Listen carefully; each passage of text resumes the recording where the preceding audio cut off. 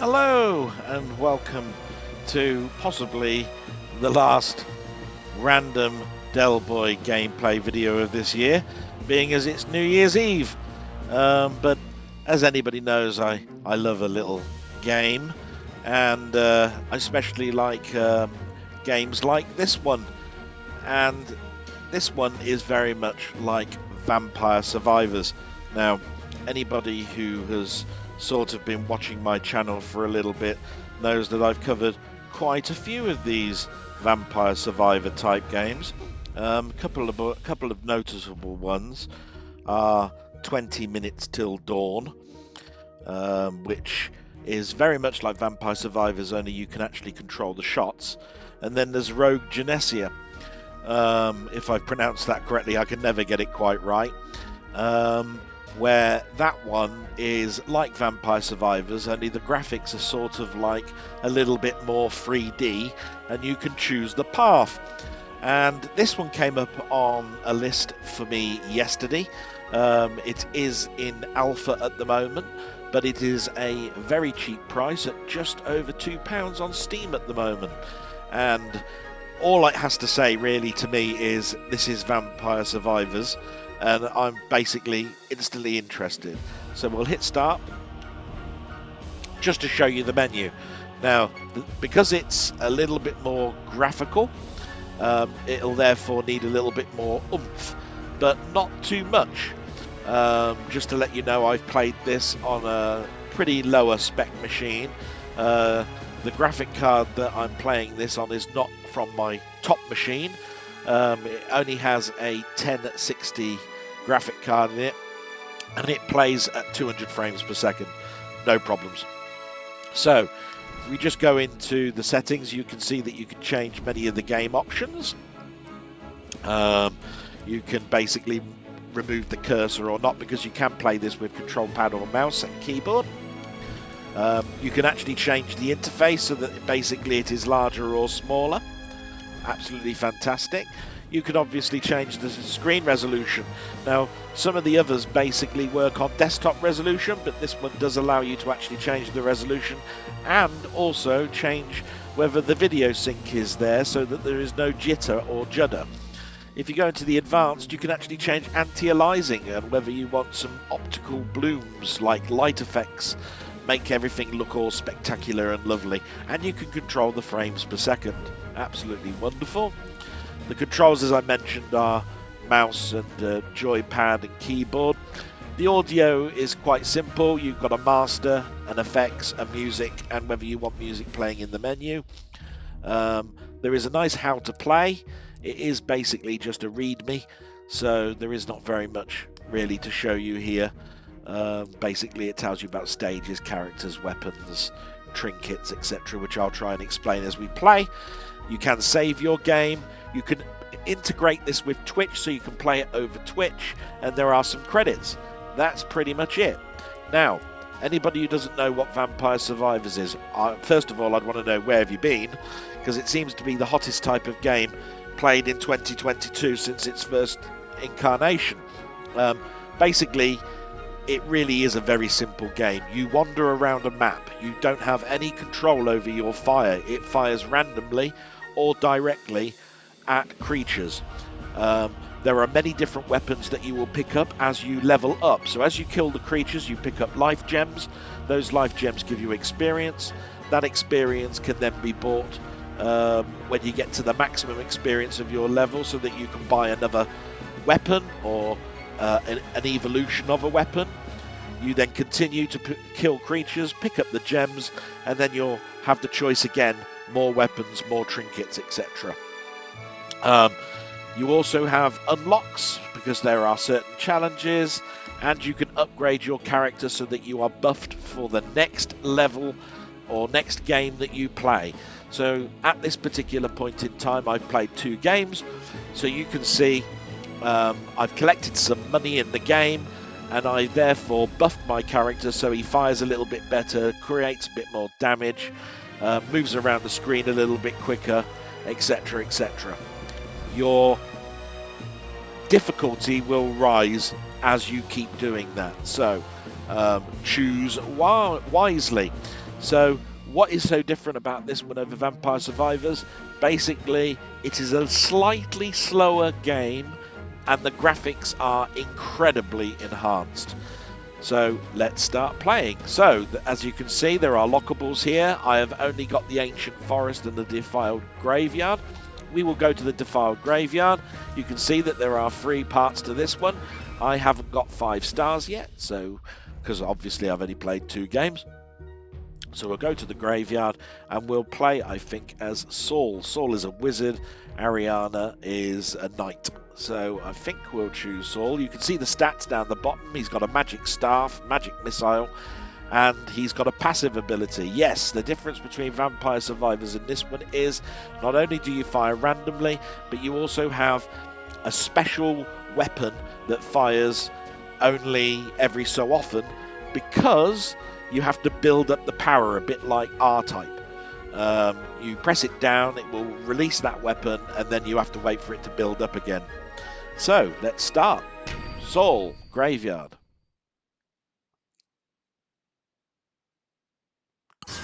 And there I am, and as you can see, it is definitely 3D. There is no cut down sprites in 2D around a 3D map.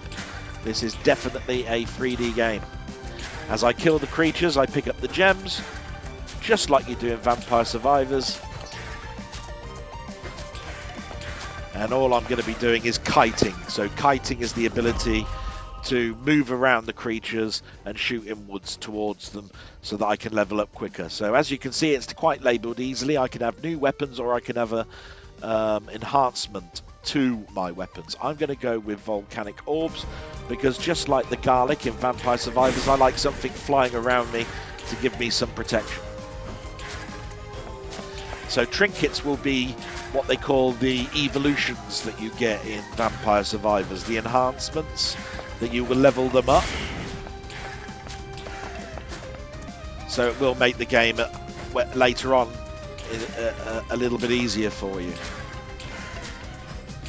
And I don't know if you noticed it, but I tend to find that this is a little bit slower, and I like it because of that. So what have we got here? Health, 20% damage, 25 experience gain, bit more luck, a bit more experience. So I'm going to go with this one because it seems to be...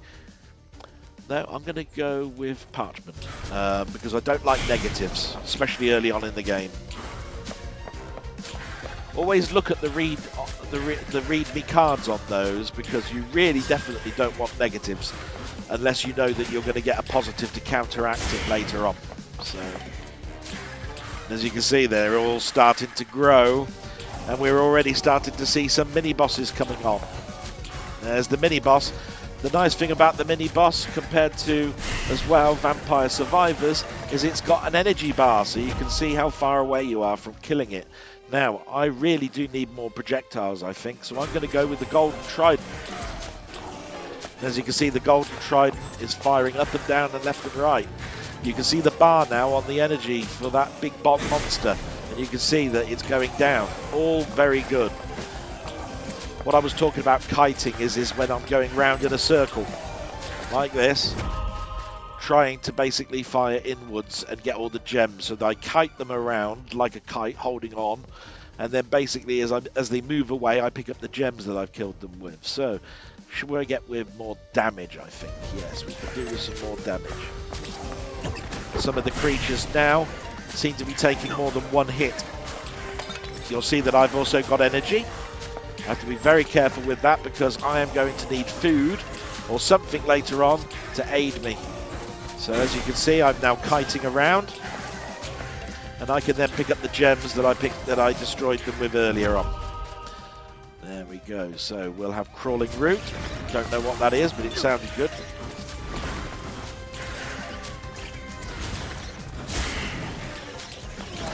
This is all I really need to do. Now, it sounds really boring, but I tell you what, for the price of these games, you'll be putting in far more hours than it will for the price of the game.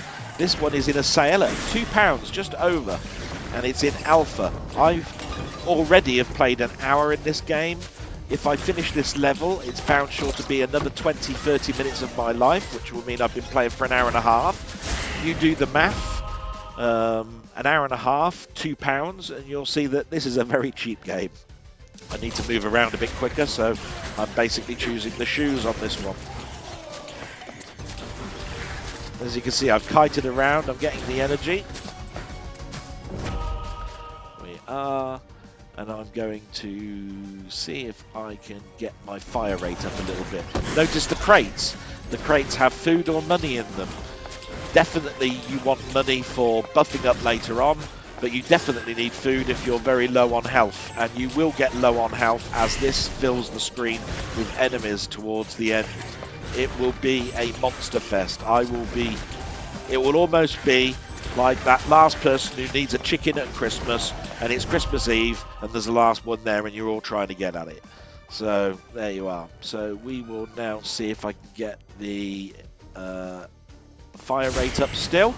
Definitely feel at the moment that my weapons are not firing as fast as they could do.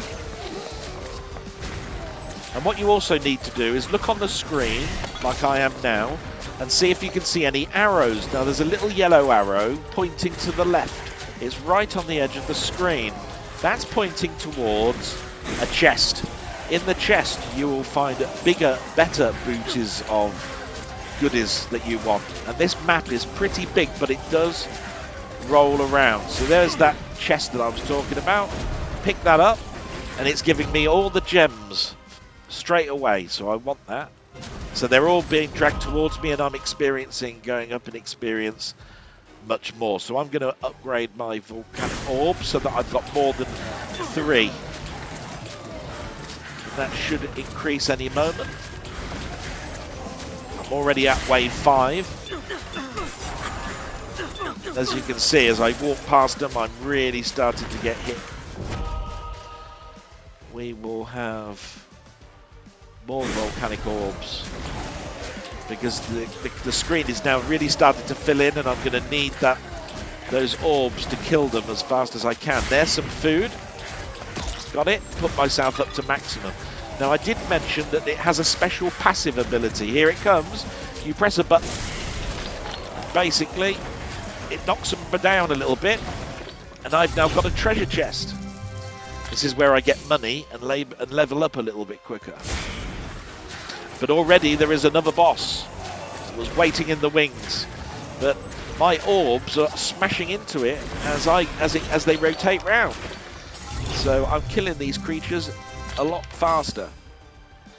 And already I've got another projectile weapon called the Trident, already maxing out. Absolutely fantastic. Now in Vampire Survivors, this screen would probably at this level be filled with creatures. This is where this one is a little bit slower.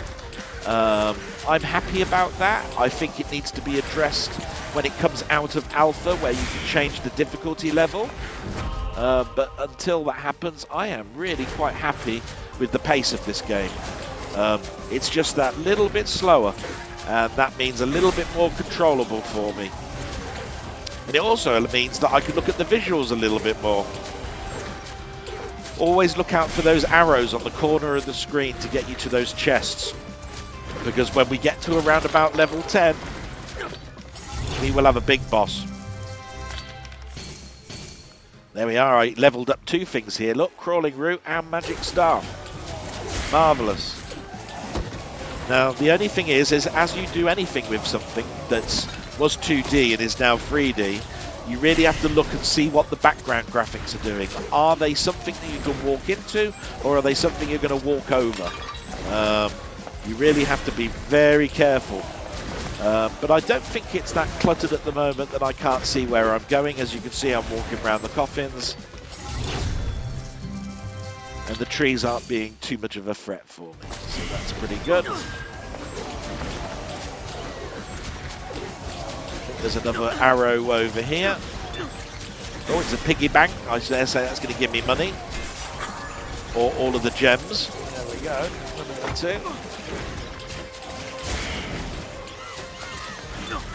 And it's getting darker. That's nice. A little nice effect in the fact that you started off in daylight and it's now becoming quite dark. I need to move a bit faster, so I'm choosing speed as the thing to speed me up. There we are. I'm still at maximum health. That was a smart bomb for the whole of the screen. That's come in very handy. Me to get my experience up.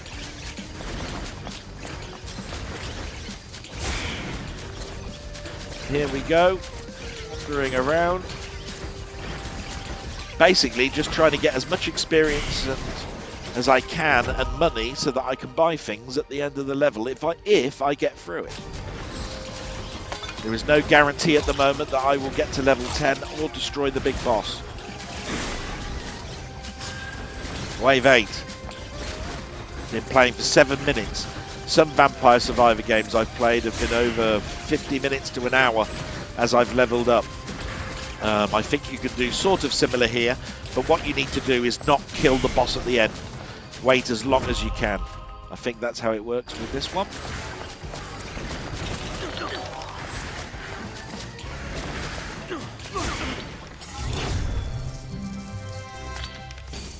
Volcanic Orb was good. Coming in very handy, those orbs. Because I've not only got projectile weapons, but I'm also killing them by just being far away from them. So, really quite good. It's going to be very handy when I have to kite the boss. Notice I haven't used my special ability much, my passive ability, so let's do that now.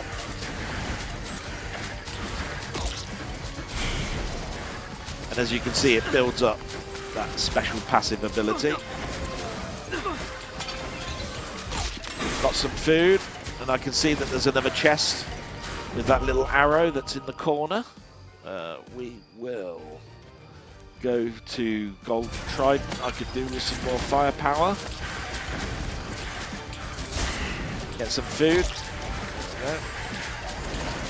As you can see, with that movement, I am able to move a little bit more in and out. These are all good moves.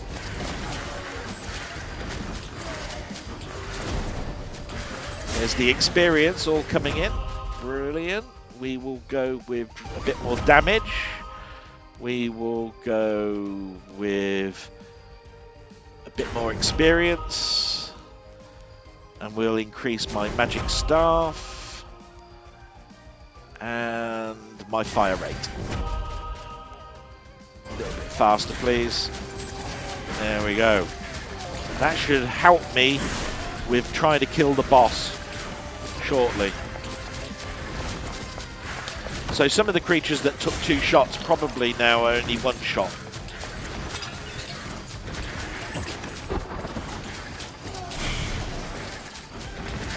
So far so good. As you can see, I can just wander up here quite fast.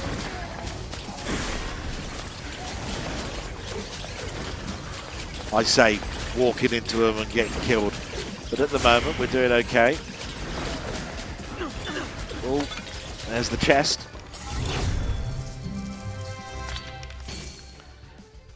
I've got my leather bracer.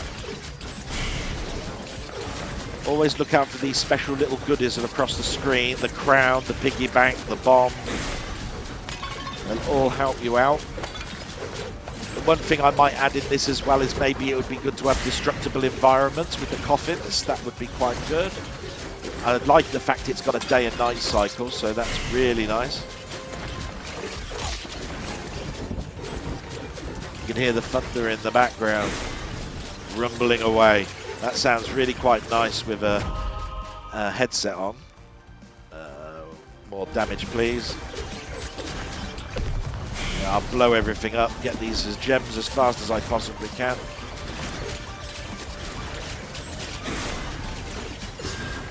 Final wave.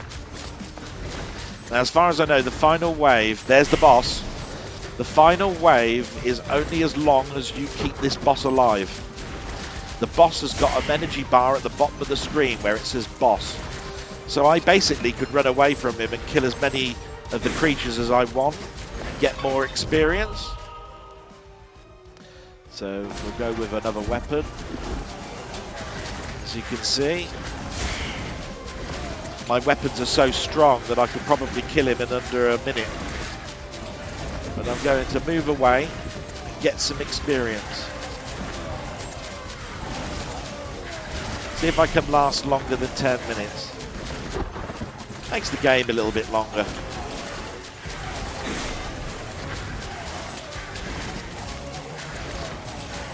But the one thing I need to be very careful is that I don't let that boss's energy go back up, or I leave it too late to kill him, and my energy is too low. So I'm not going to let him go too far away.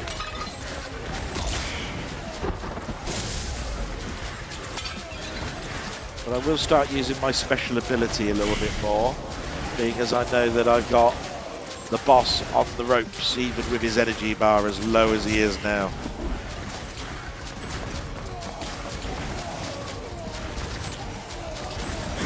You can see that with this last wave, I'm picking up far less gems, and I'm basically not leveling up. So I need to find money and things like that in chests. Now I do notice there's a couple of yellow bars. So let's see if I can get to those.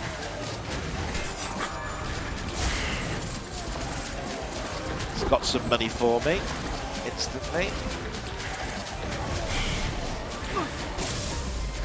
So push my way through these to get to the chest that's over here. Now you keep an eye on the boss, his energy bar, because I've never really looked that closely because I'm concentrating on the game to see whether his energy goes back up, because I'm not hitting him. That's another thing I would possibly add when this comes out of alpha. Ooh. There's the chest. More money. More experience.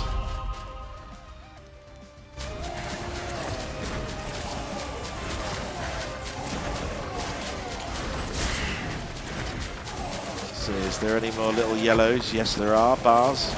They're all over the shop, these yellow bars. Look, they're in the top left-hand corner now. And I'm finding it very difficult to get round. There we go. Here. Oh, got hit, tagged a few times there. Oh, I used a freeze. Look at that. They all turned into statues. That's a nice effect. It's got some very neat little things in this. I've now got a shield on. Ah, yes, they can't kill me. Look at that. Marvellous. While I carry that shield. Oh, now the shield's gone. Oh, yeah. That didn't last very long, did it? Okay. Might need to think about killing the boss any minute. We've lasted 13 minutes. We'll see if I can get a 15.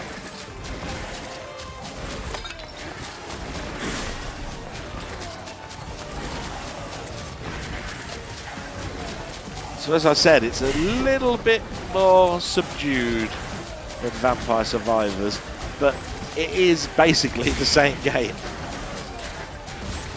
I think Vampire Survivors has it because the balance is there, in the fact that you don't even have to think about it now. It's just such a good game, you know what I mean? So, got the travelling boots. See if I can get around here a bit. There's a book. Oh, look at my firepower now with that book. Jesus. Instant death. I bet you that doesn't last long. No, it didn't. Look at that. Gonna have to kill the boss, I think, very shortly. I'm getting trapped in too easily. So I'm going to kill the boss now. There we are. Victory.